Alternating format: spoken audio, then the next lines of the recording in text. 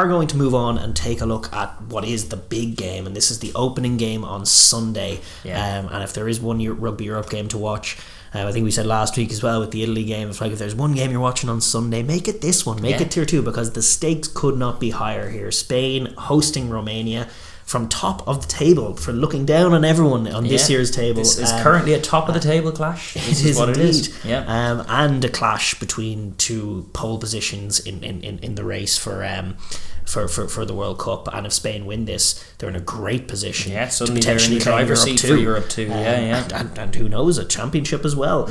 Big game for them. It's in Estadio Central in UCM in Madrid. And that's going to be a 11:45 kickoff GMT, 12:45 local on Sunday. And obviously massive question for the home side. Robinson's Romanians could, if they conquer Madrid here, they have more or less boxed in themselves as Georgia is 1 and 2. That's it, and they've had a week off now after mission accomplished for weeks 1 and 2. Now they have this massive target they've been working towards a couple of weeks now. Can they go away from home, first away trip of the year? Can they manage those conditions and get a massive win that would all but secure their place in the World Cup? In fact, it nearly mathematically would. It would be totally deserved. It would also tee up that massive El Clasico between Georgia as one for all the marbles for the trophy this year. So Romania going in with all kinds of aspirations, but similarly Spain riding quite a bit of momentum into this one after a tough start to the campaign with their opening stanza of Rugby Europe 2021 was pretty dogged and pretty embarrassingly poor as far as discipline was concerned. But since the tail end of 2021 and into 2022, they've got a lot of momentum they're carrying. And they've had a nice run of games. They played basically Russia and Spain twice. Russia and the Netherlands twice, I should say, which is obviously the nicest run they could have. And they were not perfect last week against the Russians, nearly losing that game, but doing really well to come back and win it. True. I think they've obviously got wonderful skills, but I think in a word, the job this week is physicality. If there was one word you were putting up on the chalkboard for them, maybe you'd put discipline as well with these guys. Yes, discipline, but patience. Physicality for sure. And that has been their biggest work on really over the last 2 years and probably 4 years as well, ever since they failed to qualify the last time out, and that was obviously a bitter pill for them. And they had notions of being Japan, and they were wonderfully skilled, and they maintained some of that, but they probably had to sacrifice some of that just to allow themselves to compete physically. And they have. Their scrum has been much better, aggressive. Their maul has been really good as well, and Romania have a weak enough maul defence. But this is a step up. The Oaks are getting very, very close to Georgian levels of physicality, and they really did show it last week against Portugal. They did. And it's on Spain to prove that they are a tougher team than Portugal physically, and that they can stand up to it and bring loads of energy and loads of physicality. And if they do that, I think you're talking skill-wise about a very interesting, maybe not even money, but close enough to it kind of game. Like a good ding-dong battle is dead right. That's what Spain need to set up, and it starts, as you say, with physicality from the forwards. Guys in the back row will be very, very busy all day. Quercy, Foles, Dominguez, those kinds of guys will need to mind their P's and Q's, discipline first, but they do have to be physical enough to stop those Georgians in the tight. And then guys out wider, Rue and Ordas, so important for this team. They simply have to go well. If they don't go well, then it undermines pretty much everything. And I'm excited about Jimeno up against Vasa and Tamani as well. He cuts a mean line. He does. Does the captain? So if they can kind of expose a bit of disjointedness, perhaps that would be nice. How good was Mingy on last week? The very, winger, very the little good. scrum-capped winger. He's they been are of a grabbing mold. Tries. He's been grabbing good tries. So I think if you're a winger and you're below 5'6", you legally have to wear a scrum cap. It seems that way that's these the rule. days. It makes they all want to be Cheslin Colby.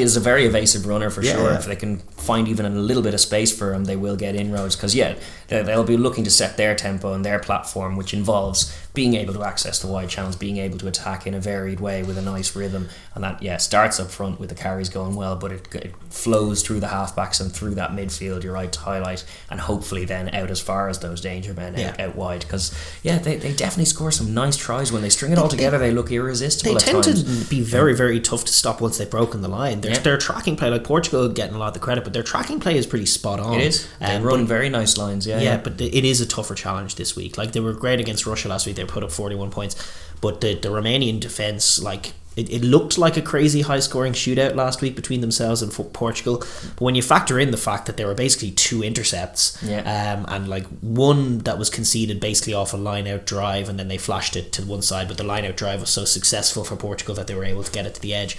But outside of that, they largely contained what had been the best offense in the tournament. That's true. So that's a warning shot for Spain that like basically they're going to have to play in another level and another speed and cut some mean lines and bring the offloads. You're going to have to earn the scores for sure, but scores are what they're going to need, because you're going to have to accept that Romania are going to have purple patches. There's going to be moments in the game when you can't quite handle their pack. So score is going to be key to be clinical in front of your home fans to grab the scores you're going to need. The home field advantage is a big thing as well, because actually while we were saying Atlantic issues in Lisbon, in Madrid as of today anyway, as of Wednesday, it was to be 17 degrees and sunny, which given the time of year as well, very pretty nice. Lovely dry track for running rugby, and a good change. Like maybe overheat the big Romanians. Well, this is it. It's going to be a change regardless for the Romanians. So you're going to want to make all of those little kind of incremental aspects of home advantage tell, because including the crowd, they're going to want to get them on side. And the way you do that is proactive play in the first quarter and the first half to get them involved. No reckless penalties, because what I was partly saying there is just the Romanian pack will get on top of them at moments, and they cannot allow the response to that to be something reckless, which it has been at moments in this whole campaign, in this World Cup campaign. I'm not winning a contact, better punch a guy. Don't do that. Like, the ball's in the air, better smash a guy even though he's not on the ball. None of the stupid stuff that comes from pressure. Like, it's only in moments when they are getting dominated that those pile up, because they look 2 yellow cards in the second half last time out against Russia. This is it. Like, when they're proactive and when they're going through their halfbacks and they're moving the ball, yes, their runners look lovely, yes, they can take a load of tries, they can go away from home and score 41 points, but that'll all be scuppered against this really wily Romania team who won't make the same mistake. They never panic. They don't panic, so you can't allow yourself to panic in their wake. It's definitely not in their winning conditions at all, and in fact it is one of the danger markers on them. Like, you can see the red mist descending on them sometimes when you can see it happen before it happens, looking at the Spain team kind of implode if they allow it to snowball on them. So being calm in the chaos is very, very much an important factor for Spain. Indeed, and I suppose forcing that is the way forward for Romania. They look very, very strong, but this is their first trip away this year. They have been home the opening couple of games, and it's a new challenge, as you say. The 17 degrees aspect is their drier track, new challenge for them, but they'll, like all teams, like playing in nice conditions. They want to play their game. I expect Tamani and Vavasa will have no problem, no issue with that. Yeah, indeed, and those are really their key men. Like, when you look at the offensive end, like, Russia managed 37 points against these lot, and Russia are not quick. They're not as strong as the Romanians. Like, they do have their concerns defensively against Jimeno and minding that Spanish attack, but on the other side of the ball, they should be pretty bullish about their idea of just winning these matchups. And like, Vavasa opened up the game last week by just sitting down a man just out of nowhere. It was like a tight defensive game, both sides were doing well defensively, and then out of nowhere, boom, and I'm gone. And he has become seminal in their offense. Sure, like, they've had 2 different 10s in the opening 2 weeks, and both of them have gone well. I'm not sure. I think Boulder might be back in the fold for this, so they could go with either, and they'll have good options, but they need to be a conduit for play to get into those midfielders' hands, because proactively you just look at the matchup, and I think when Romania have the ball, they should be confident in that midfield kind of matchup of winning collisions and maybe getting a hand free and getting tries that way if they can run nice tracking lines. And defensively as well, it's kind of more of the same. I was very impressed with how they kept their shape, and they were so physical against Portugal, and they were ready for those inside balls and offloads. They were just more time. Guys like McAvey and actually Sir as well made a load of tackles in that one. Sharika too. Their back row were busy all day, as you'll have to be. It's a similar challenge. Both Iberian sides in this tournament do present kind of different pictures on offense than you would face in your kind of grudge match against Georgia more often or something. Certainly not as physical, but very fast, and you do need to be alert to where the danger is and where they're looking to pass it.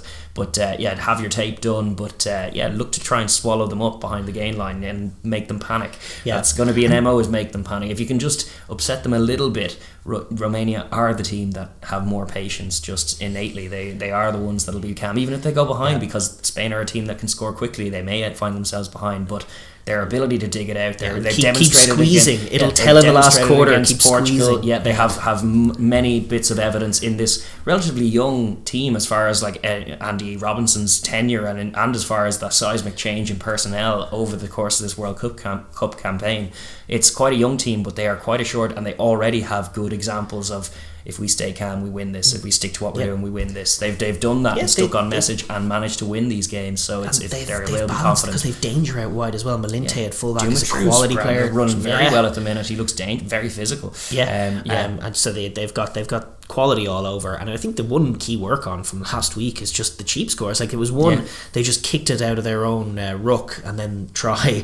And mind the pill a bit better. That was McAvey actually captain as well. Exactly. It was a bad start for him, and then he gave up a penalty straight after, and then we're 10-0 down. Ins just little cheap ones, and it wasn't even panic. Like, and then the intercept as well. It was just a little sloppy. Like just throwing a casual inside ball without looking, and then Marrakesh is there.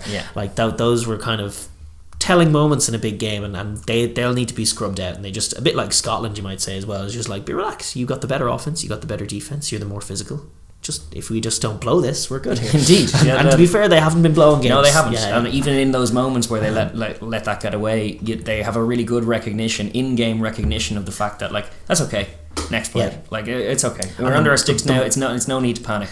The maul will be big as well. Like, if they can get after Spain, it's basically if they can get more mauls than Spain, they'll win. Yeah, exactly. Will Spain be able to resist a maul hurtling towards their own line, giving up the penalty yellow card? Not convinced they will. They'll haul it down. They will give up the yellow card and the keep P going try. To it. Indeed, like, it's a question as to whether you kick goals or kick for that corner for that. With that knowledge, just in this Spanish matchup, just knowing that about their discipline, like early doors, you may want to test it. Like, before you kick the 3, you may want to probe the corner first, and if they repel you cleanly, fair enough. Next time you'll kick the 3, but maybe ask the question. It's no harm, and I agree. They do have the good patience for it, where if it doesn't happen, not this time, not that next time, but soon, and by the end of the game, we'll be the ones on top. Romania have been good in the knowledge of that, safe in the knowledge of that in pretty much all of their matchups. Probably barring Georgia, it'll be a different task when they face Georgia, but they'll know that if they can keep it tight, and like they even demonstrated that with grabbing that score before half time against Portugal, when Portugal were running away with their purple patch, pegging them back with one clean try to make it just a 2-score game, just a manageable kind of deficit. They'll fancy getting over the line if they can be in range. So what are your thoughts? Is it the more mature team will take the gold away from home? Like I do think I'm backing Romania in this one. I think they're a better team, but that being said, home advantage could be key. I'm curious to see how they go away from home. If Spain can go bang bang bang, which they can, then it's a different picture. But no, I think on balance what I'm saying is that even if Spain do grab a lead, I think they'll be pegged back slowly, and I think over the 80 minutes Romania are the better team, and it'll show that. I'm getting very, very impressed with Romania. But then last time out I was so impressed with Portugal, I stopped doubting them, and then as soon as I stopped doubting them, they gave me a reason.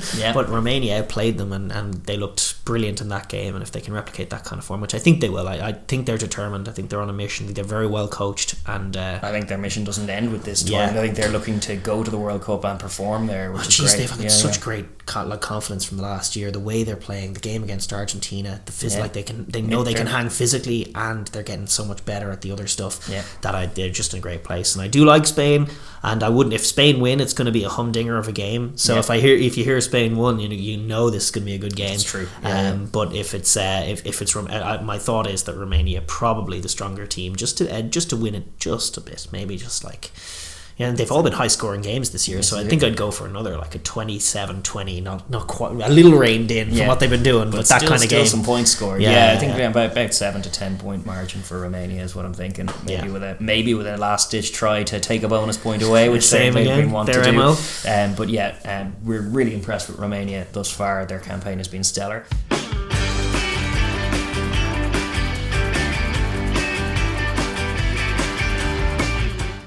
Thank you very much for watching the Overlap Rugby podcast. If you enjoyed that video, be sure to give it a like, share with your friends, and leave a comment down below as well. We really do want to hear your thoughts.